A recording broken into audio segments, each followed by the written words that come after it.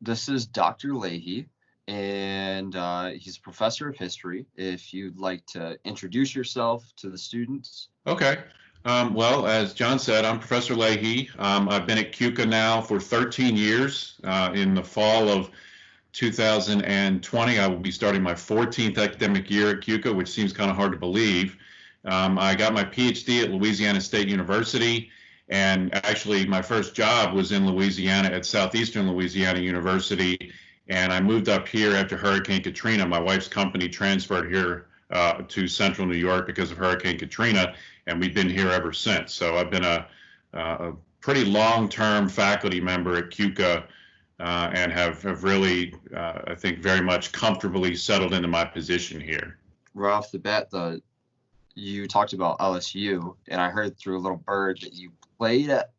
Now, was it that you played baseball at LSU? I heard. No, I played baseball as an undergrad at Washington and Jefferson College. I did not play baseball at LSU. I went to graduate school at LSU, so I did not do my undergrad there. I was going to say, okay. I didn't know if you redshirted or not. No, I didn't play at LSU. And then what position were you? I was a first baseman. Okay. I played baseball in probably up to middle school, and then I switched over to lacrosse. I played lacrosse at CUCA, so yeah. Baseball and lacrosse, where I went to school, had a kind of a rivalry, because they were both spring sports. Yeah. So you had your crew that went to the baseball games and your crew that went to the lacrosse games. So there was kind of a friendly rivalry there. Yeah, no kidding. So one of the first questions that I posed to you was in an interview or just in a regular setting, like in a classroom, that we did when I was taking one of your courses, was you've asked to, tell us about yourself, something quick, something like a quick fact. Something like that setting, what do you think it's important for students to kind of tell about themselves? Well, I think in a classroom setting, one of the things that I like to tell people is that I'm from Baltimore. Okay, I'm proud of being from Baltimore. I think, for some people that kind of serves as an icebreaker, because then they can say, well, I'm from Oneonta or I'm from Rochester.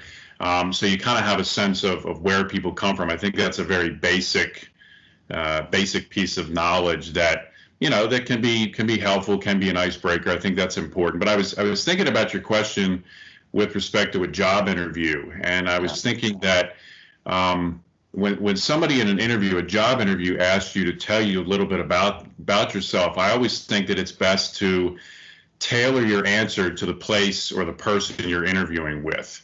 And I'll give you an example. When I applied for the job at CUCA many years ago now and came for the interview, they asked me a similar question. And the first thing I said to them was that I had gone to a small liberal arts college, not unlike CUCA. And I was told later on that having gone to a small liberal arts college actually was one of the things that tilted the job in my favor, because they felt like I had some kind of a connection to that type of atmosphere. So I think in terms of a job interview, or even in the classroom, you want to tailor what you say about yourself to the circumstances or the situation that you're in. Don't just say I played third base, in Little League, because that really doesn't have much relevance. But when you start talking about either where you're from or how you might fit into a perfect scenario with your job, that's what you need to do. Makes sense. Yeah, it's always interesting in an interview when they ask you, give 3 personality traits about yourself. And it's like the basic, I'm charismatic, determined, and adaptable. Right. And then it's like, when I was doing an interview for a position, they would ask that question in the beginning, and at the very end, they would say, okay, now that you've described yourself using 3 words, can you describe yourself using 3 more words? Yeah. It's like, okay, all right. Yeah, you make it even more challenging still. Yeah. And it's like, okay, now let's pull something that's genuine. I always thought that was interesting. Like you're proud of Baltimore, so why won't you say something that's genuine, that adheres to the company or adheres to the college? Yeah, well, I tend to think also that sometimes those questions are a little bit of a formality, that interviewers feel like they have to ask those types of questions. And I guess having done interviews for people for job searches for potential faculty members at CUCA, I find that almost not having a plan works better than having a strict regimen that you want to follow, because to some extent, I think the person will take the conversation in a direction that will allow you to kind of think of things that you hadn't thought of before you sat down to interview them. So I'm not necessarily a big fan of the, tell me three things about yourself or what describe yourself, because I think to some extent that tends to box people in. And, I guess I just have a different attitude about interviews. In that sense. Kind of create a frame for somebody already. Yeah. Kind of giving them the answer. Don't say that you're judgmental. It's like, no, you definitely don't want to say anything bad. You definitely want to make sure that what you say is positive. But you'd be surprised about how many people, when they come to an interview, are kind of shocked that those kinds of questions get asked. So I think preparing for an interview, preparing for someone to ask you those types of questions is definitely key. Mm-hmm. And before we get kind of in depth into the questions, I wanted to congratulate you on your publication. Thank you. Saw it on Amazon. Mm-hmm. And I wasn't sure if it was at first John Tyler or Zachary Taylor. Sorry. Mm-hmm. So if you'd like to elaborate on your book, that'd be great. Yeah. Well, it's a biography of our 10th president, John Tyler. I had worked on it off and on for over 10 years. I mean, really between 10 and 15 years. From the time I started the research, first did the archival research, to the time it came out. It came out on May 6th, just almost 2 months ago now. Yeah. But it's been really my life's work, looking at him and becoming an authority on Tyler and the presidency with respect to Tyler. So it's a full-scale biography. It covers him from cradle to grave. Deals with all the various aspects of his political career as well as his personal life. And a lot of people who had talked about what we needed in a biography of President Tyler had always commented that nobody had really tackled his personal life. And he had a really interesting personal life. He was married twice. He had 15 children. Well, his two wives had 15 children between them. And he actually still has grandsons that are still alive today. Not great-grandsons, not great-great-grandsons, but grandsons, because his one of the sons that he had with his second wife, he had this son when he was 63, and then this son married a woman for his second wife when they were 36 years apart in age, and he had these two grandsons of John Tyler's when he was in his 70s. So, I mean, they're very old now. They were born in the late 1920s. But it always freaks people out to find out that John Tyler, who was born in 1790, actually has grandsons who were born in the 1920s who are still alive today. So there's all kinds of interesting aspects of Tyler's life and career that I wanted to get into, and was able to do that in the book. And now, how did that get started? What was kind of the catalyst for it? Well, I knew that there hadn't been much done on Tyler really since 1939. The previous book that had been done on him had been done in 1939. It was very dated, very old-fashioned, and I realized that doing something, writing about someone who hadn't had a lot done on him would give me a better publishing prospect. There'd be more interest in somebody that, Lincoln books are a dime a dozen. Thomas Jefferson, everybody writes on him, but nobody's done anything on Tyler. So that really prompted me to want to get involved with that. Okay. And so, was that kind of era, the topics of presidency, kind of always your niche going into college? Well, coming out of college, certainly. I mean, that's what I became most interested in as a history major, as an undergrad. And then I kind of channeled that a little bit more specifically once I got to graduate school, when really the focus of my work in graduate school was all American history. You're required to do all of American history as part of preparing you to be a college professor. But specifically, I got into the 19th century, and even more specific than that, the pre-Civil War United States. and Tyler was president from 1841 to 1845, so that fit right into that niche. Which I believe that was the class that I had taken with you. That's right. Yeah, we talked about that pretty good at length. Yeah. And so you also had photos of the grandsons, and you got to, if I remember correctly, you got to meet the grandsons. Yes. Yes. Was it both of them? Actually, my wife and I are very good friends with the younger of the grandsons. His name is Harrison Tyler. When I started doing research on his grandfather, Harrison invited me and my wife to Virginia to a ceremony, the U.S. Army ceremony that commemorated President Tyler's birthday. And then a couple of years later, he invited us to have Thanksgiving dinner with him and his family at John Tyler's house. So that was an experience, that we'll obviously never forget. And then I met his older brother, the other grandson, strangely enough, at the White House 2 years ago. He was a guest of President Trump and the First Lady, and we were at a reception there. We were invited to a reception there, and I finally met Harrison's older brother, Lyon, who actually, ironically enough, was a American history professor at the Citadel in Charleston, South Carolina. So yes, my wife and I both met both grandsons. That's actually pretty awesome. Yeah. You don't really come across that. Now, going back into undergrad, and I posed the question, did you take advantage of your undergrad? Were you always a history major going in? Yes, I majored in history from day one, declared history as a major. I thought I would end up going to law school, but as I got deeper into the major and talked with professors and read some historians I thought were interesting, I started thinking more seriously about graduate school, started thinking more seriously about trying to train to become a college professor, and obviously that's the direction that I took. Very glad that I did. As far as taking advantage of undergrad, I don't think anybody fully takes advantage of their undergraduate years as best they can, and I think there are a couple of reasons for that. One, I think to some extent a lot of students don't necessarily know what they want to do when they get out, so they don't really gear everything towards that goal. And certainly when I was kind of debating between law and being a professor, that was part of the problem. But also, college is also, in some ways, just as importantly as about, making friendships, having fun, doing things that you might not otherwise do if you were, going somewhere else or staying at home.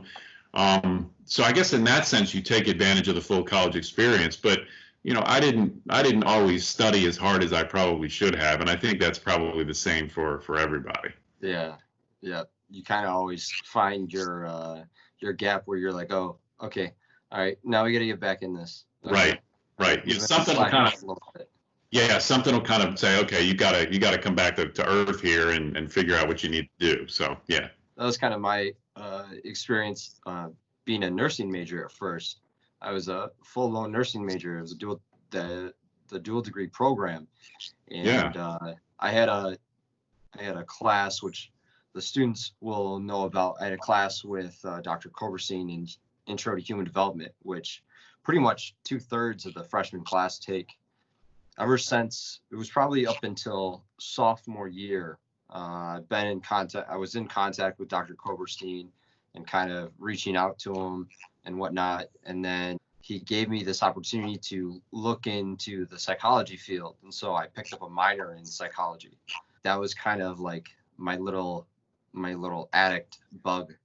It just kind of started unleashing. So I was slacking off on nursing. At one point I would stay up till 3 a.m. before the test date, just watching YouTube videos on psychology. That was and it's still an addiction, is psychology. And so that's when I picked up the major. And so I was at one point doing 3 majors, which is the dual degree nursing and the psychology. And I was not paying attention at all to nursing. I was completely slacking off on it. And so I finally took the opportunity to just make the full switch to psychology, and I've never looked back. Mm-hmm. So my question I posed to you, was there ever a time where you thought you were so set on something and maybe it was another president that you thought that you wanted to talk about, that you just found a different opportunity through failure or through a mistaken choice? Well, I think we actually probably learn better by our mistakes than our successes to some extent. I mean, that sounds like a cliche, but I think to some extent you have to, you have to be knocked down a little bit before you can bring yourself back up and figure I got to go in this direction. As far as the topic for my life's work, I came to that topic pretty quickly. I guess the thing that I found challenging with my work, my scholarship, was that I had to juggle teaching, and CUCA, you have a pretty high teaching load as an instructor, juggle that with my research and my writing, and I think that was really where the struggle was. Not so much that I didn't have what I wanted to do or didn't know my topic or didn't know how to go about it, but the challenge was trying to figure out a way to balance my time between the teaching responsibilities, because I put a lot of effort and a lot of time and preparation into that, but also taking advantage as best as possible of the month of January and the summer months to do the research and the writing. And I think that finally figuring out how to juggle that and balance that to the point where both of those fields became productive, the teaching and the writing, that took a little time, and it took a little bit of adjustment and took a little bit of just trying to figure things out. But I think the concept of balancing time and trying to figure out how to balance your responsibilities, both academic and otherwise, is something that every college student needs to learn. And I think to some extent everybody does learn that, hopefully sooner rather than later. And then as your experience indicates, what would really be ideal is if you feel like if you major in something that it almost doesn't seem like work, or if it is work, that you enjoy the work so much that you actually like doing it. And it sounds like that's exactly what happened to you. It's all about the worth in it, right? Mm-hmm. It's like it may be a worthwhile for financial status, but is it really worth the meaning to take advantage of it and pursue it? Right. I mean, because nobody wants to do something with their lives, with their life that they don't like doing, that they don't enjoy doing. And, I guess, there are some things about being a college professor, like the grading. I mean, sometimes the grading becomes overwhelming, and I just kind of put that off and say, okay, well, today I've got to sit down, I've got to get through 15 papers or whatever. That's really the only aspect of it that I don't like. All of the other stuff, the teaching, the preparation for teaching, the research, the writing, I love. I don't even feel like obviously I feel like I'm working because it's not easy, but I don't feel like I'm actually working in the sense that it's not drudgery. I don't feel like I'm punching the clock. I actually enjoy doing it. So that's a big help. When you were writing your book, like you said during the summer months is when you were writing heavily. Like how often would you write? Well, I got to the point, I was awarded a sabbatical. College professors sometimes are awarded sabbaticals where they can do research and writing. And in the spring of 2015, I didn't have to teach any classes. I was given a sabbatical. So I essentially had from late December, when the semester ended in the fall, until the following August, when I had to go back to teaching, I had that 8 or 9 month period where I would write 5 days a week. I would sit in the chair and write, usually 3 hours in the morning, 5 hours in the afternoon, some variation of that. But I got to the point where I realized that the only way this book was going to get done is if I approached the writing process like it was a job. And that gets back to the balancing the time thing. I mean, like anybody, or like everybody, I guess I can be prone to procrastination and, do other things and, do yard work or clean the house or whatever to kind of transfer work time away from what I really needed to be doing. But I realized that when I got that sabbatical, that I had to almost make it like it was a job for me to actually finish it. And that's what got it done. Yeah. One of the points that we're trying to impose for this course is about the investment, is about the time management also. And the investment is that, you're basically, for the next 4 years, you'll be throwing away continual money that you most likely don't have, and then in the hopes that you can make that money back and some, and be more well off than what you were, because Right. that's the basic investment, right? And then the time management point of that is, do you want to make your time worth it? And so one of the points that we pose is that a college student can waste, like if you ask the average college student in a classroom, they'll probably say around 4 to 6 hours a day that they waste. Whether it's, they'll say that they go to the library and study for 6 hours on a Sunday, but it's really like more like 35 minutes because they watched a Netflix series that just came out, or they just watched Ted Bundy with their friends in the library. Like you waste that time. And so you really ask yourself, what is that time worth? And so we do a radical underestimate, which is like $20 an hour. And so you say $20 an hour, well, you get your math right, and you waste about like 4 to 6 hours a day. That's 5 times a week. It's like, it comes out to a near like $35,000. And so you look at that, okay, well, yeah, that's like $35,000. It is a lot to most people, but then you look at it as you continually do it. And so you think, well, that just adds and adds and adds. And it won't matter to you wasting 4 to 6 hours a day, because like, honestly, you're not going to last as long.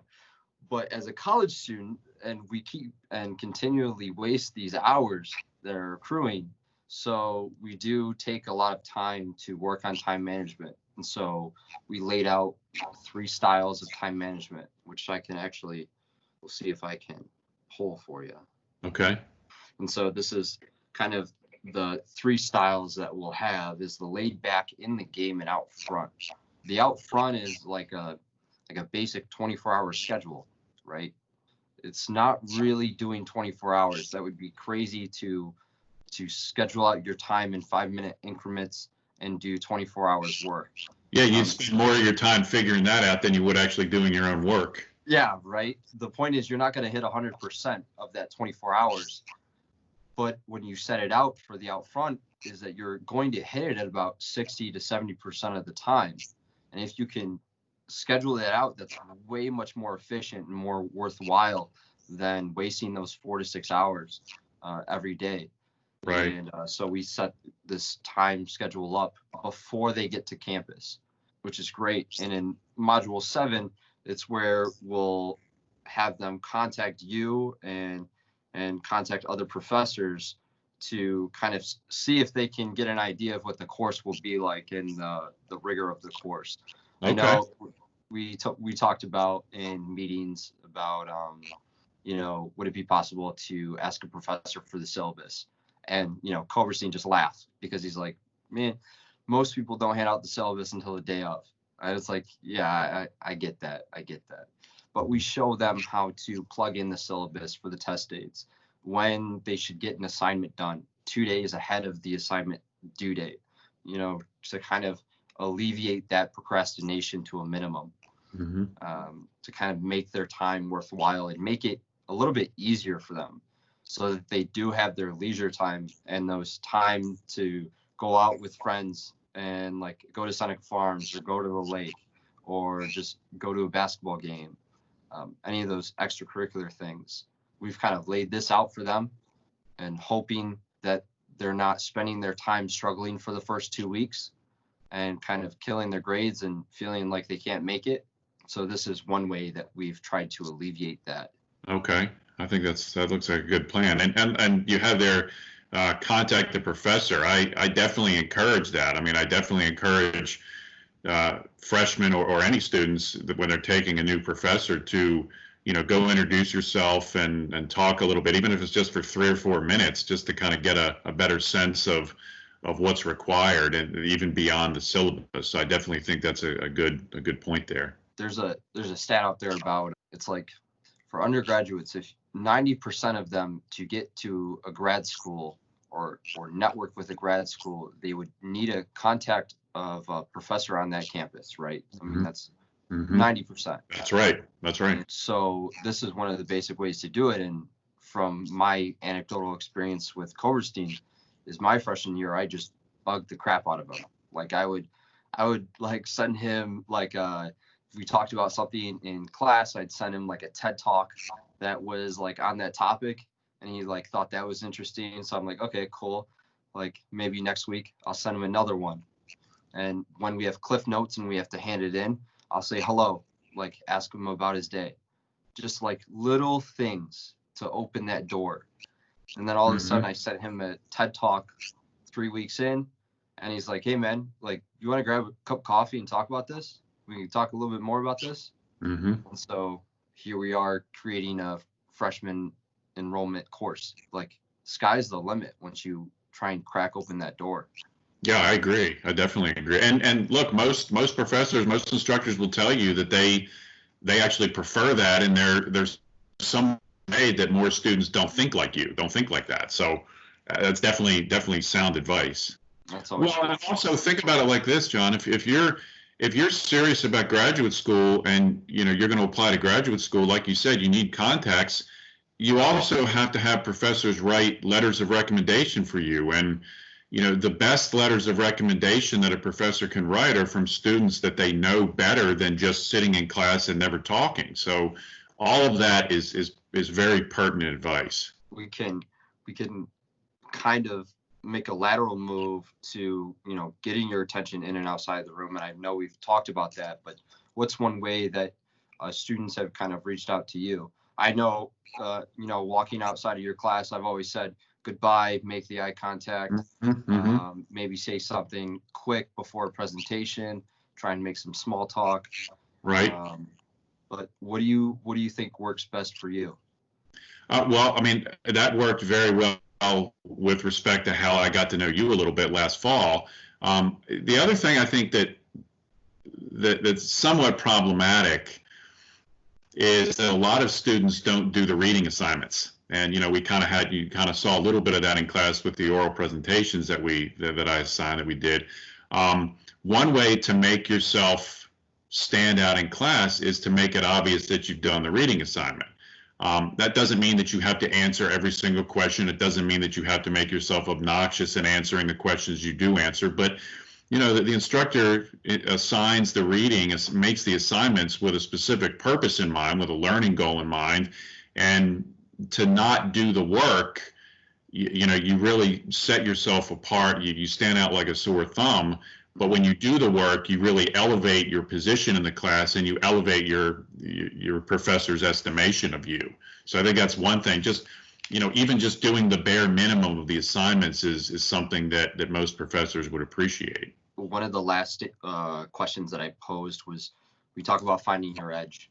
And at CUCA, we talk about finding your edge as a liberal arts college. You're trying to expose yourself and experiment as much as you can in order to find your kind of niche, your what we call a specialty within a specialty. For me personally, that was positive psychology, and I'm interested in organizational program creation. Like that's my niche. Okay. So how, obviously you have an edge. Obviously you found your niche with the president, John Tyler. And so what do you think is best for students to try and find their edge? I think the number one goal in that regard is to seek out opportunities when they arise. I'm thinking of a student of mine that I've had for a couple of years who decided almost on a spur of the moment to apply for the Albany legislative internship, where he spent this past semester in Albany working at the state legislature, the New York State Legislature. That was Turpinning, right? Yes. Yeah, yes. Yes.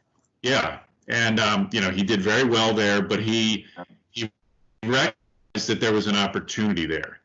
And to kind of bring this back to the book, bring this back to what I wrote about, one of the things that set President Tyler off as he made his way in politics was that he recognized opportunities and he took them. So in other words, you don't necessarily just wait for things to come to you. if you see an opportunity for an internship, for a job potential, for a graduate program, whatever it might be, you actually go proactively and seize the opportunity rather than let it come to you, because more times than not, it's not going to come right to you. So I think one of the things that you have to do to find your niche and to find where you're going to be in your life is to take advantage of opportunities, to actually look for the opportunities, and then once you find them, to go after them, to not be afraid to do that. And you know, you get back to your point about failure before and trials and errors, and it's not always going to work out.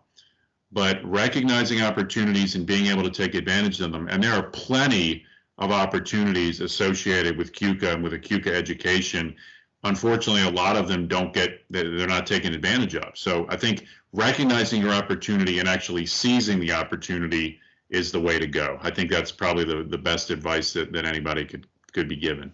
Yeah, right, because you're a so-called aiming creature, right? Mm-hmm. So in our last module, we have that future authoring that is from Jordan Peterson and his team in Toronto, and we talk about creating that trajectory, kind of creating that aim that you would like to have. Right, that's exactly right. So yeah, that's really important to make sure that you have that aim, because it's like if you create a really foggy goal and you fail, it's like, well, that's okay. Like it's like it wasn't really my goal in mind. Mm-hmm. You know, you're just kind of making it foggy, so you'll never really aim for it. And so what we do with the future authoring, and I'll show you here, is we've posed this basic understanding that we're creating an ideal future. And not only are we creating an ideal future, but we're also creating a future in which we'd like to avoid. Yeah. Yeah, sure. It's always good to have a vision. You know, people talk about it on social media and it's everywhere. It's on YouTube. People talk about it, creating your vision, creating what life you'd like to have. And so we pose these as very like 2-minute writes. And so it's a creative process. And so they go through their habits, what habits they'd like to have, their social life, leisure activity, family life, and career. And you're just writing for just 2 minutes. But Mm-hmm. the fact that you're writing it down, you're laying it out for yourself. You're actually going to see what you would like to have. Because you could think, well, I want a Lamborghini. I'm like, well, that's cool, but why don't you write it down and make it a goal if you so do want a Lamborghini? Or like, well, I want to retire and sip on martinis on a beach for the rest of my life. Like, okay, well, why don't you like actually lay that out to get there? Mm-hmm. If that's your so-called goal. And then what's really key is writing about a future that you'd like to avoid.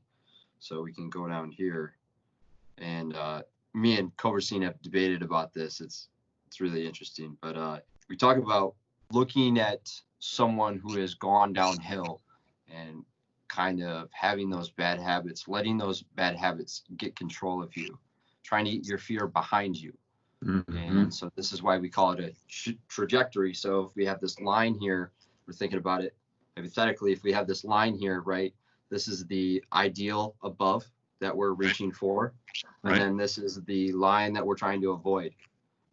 And so now we're creating a trajectory for ourselves that's not only pulling us forward, but it's pushing us forward by avoiding it. Yeah, and I think writing both of those down, the ideal life and what you're trying to avoid, makes it more real. I mean, you're actually, you're putting thoughts on paper that doesn't make it as nebulous or doesn't make it vague, and you can actually see it there. That I think that's a good exercise. Would you like? Is there anything else you'd like to tell the students? You don't have a phone number they can contact you by, but yeah, that's true. Nobody does. No, I would encourage incoming freshmen or any students who take my classes to come up and introduce themselves at the beginning of class. Doesn't necessarily have to be the first day, but sometime in the first week or so. And just try to cultivate as much as possible a relationship that enhances the learning process. I think to some extent students may be intimidated by professors. Professors are older and experienced and whatnot. But I think for the most part, at least the people that I know well at CUCA, instructors at CUCA are very, very eager to have that interaction with students. I think that's one of the things that I was alluding to in my interview question with CUCA, small liberal arts college. Your professors actually have the opportunity to get to know their students and vice versa. And I would just encourage students to take advantage of that. Yeah, I think that's probably the biggest advantage of a small liberal arts is your Definitely. name, not a number. Right. Your face, not a number. Right. So, Right. But it's up to you. It's up to the student to actually make that mean something, I think. Yeah. It's definitely not granted. Right. Yeah. All right. Well, thanks for talking with me, spending this time. Thank you, John. We'll keep in touch. Okay. And I'm sure I'll see you sometime the week after August 24th. Yes, you will. I'll see you around. All right. Thank you, John. All right. Take care. All right. Bye-bye.